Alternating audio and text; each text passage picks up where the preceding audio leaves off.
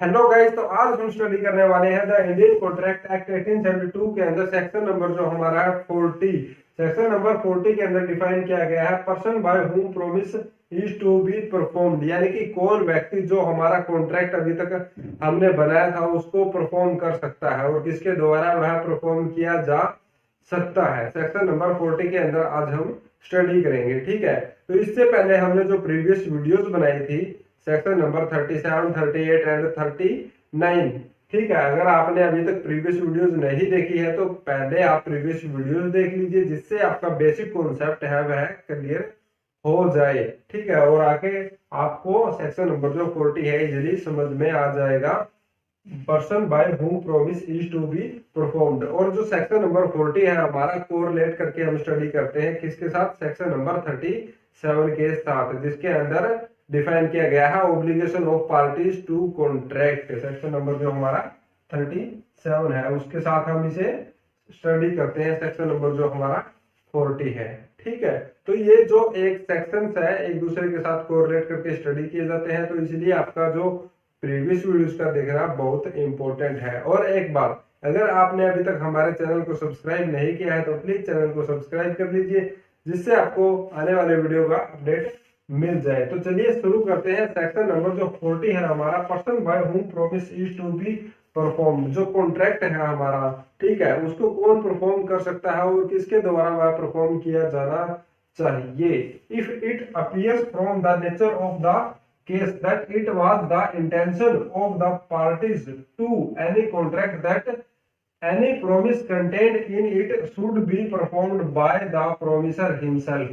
इसमें एक बात बोली गई है कि जो कॉन्ट्रैक्ट है हमारा, जो परफॉर्मेंस है किसके द्वारा की जानी चाहिए, प्रोमिसर के द्वारा, उसके खुद के द्वारा उसे क्या किया जाना चाहिए, परफॉर्म किया जाना चाहिए। अगर जो कॉन्ट्रैक्ट है बना है दोनों पार्टीज के बीच में, उसका नेचर ऐसा है जिसके अंदर कॉन्ट्रैक्ट के अंदर क्लियर वर्ड्स के अंदर लिखा हुआ है कि आप पर्सनली इस कॉन्ट्रैक्ट को क्या करोगे, परफॉर्म करोगे, जो प्रोमिस है उसको पूरा करोगे।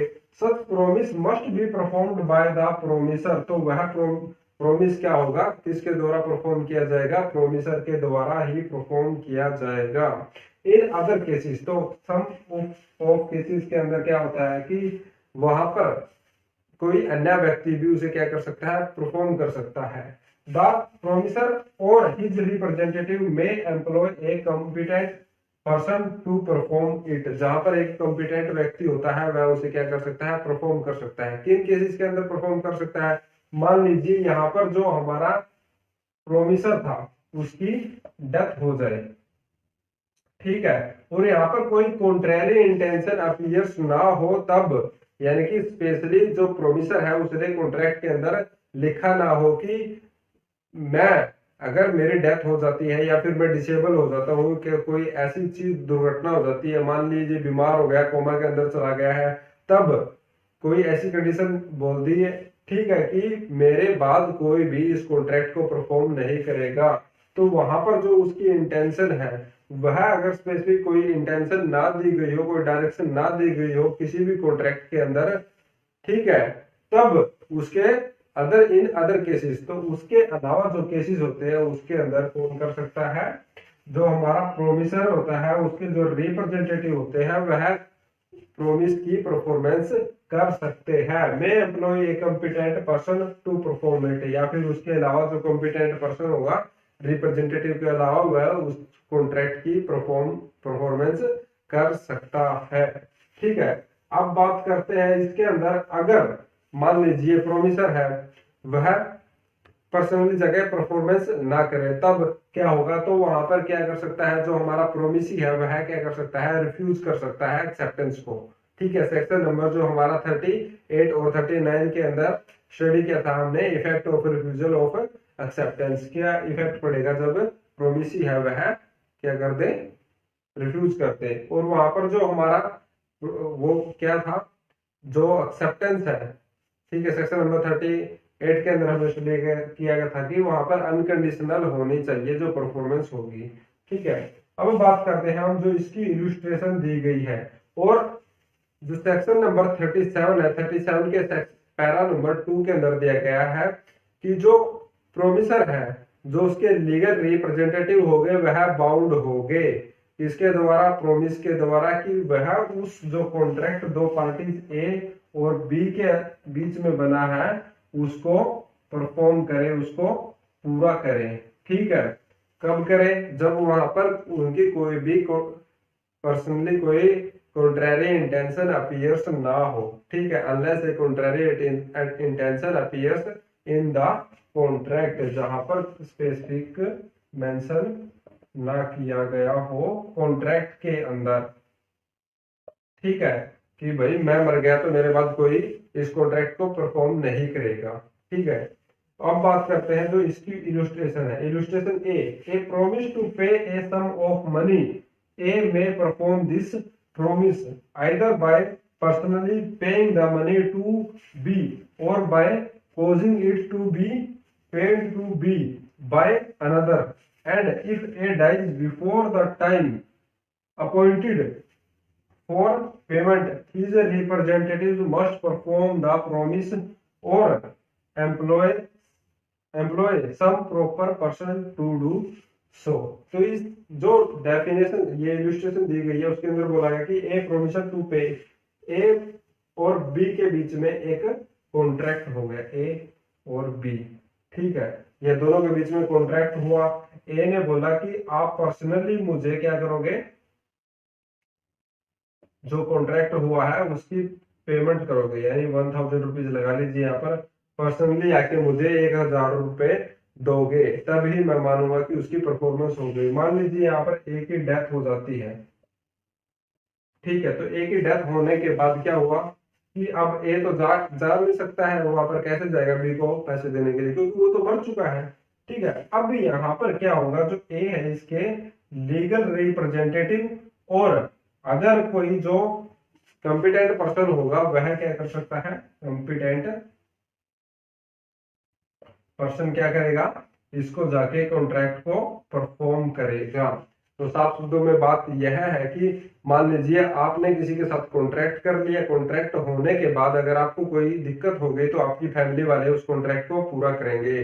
अगर आपने कोई कंडीशन ना लगाई हो उस कॉन्ट्रैक्ट के अंदर कि भाई मुझे कुछ हो जाएगा तो मेरी फैमिली वालों की कोई भी लायबिलिटी अराइज नहीं होगी इस कॉन्ट्रैक्ट को लेकर। ठीक है, सरल शब्दों में इसे हम ऐसा बोल सकते हैं।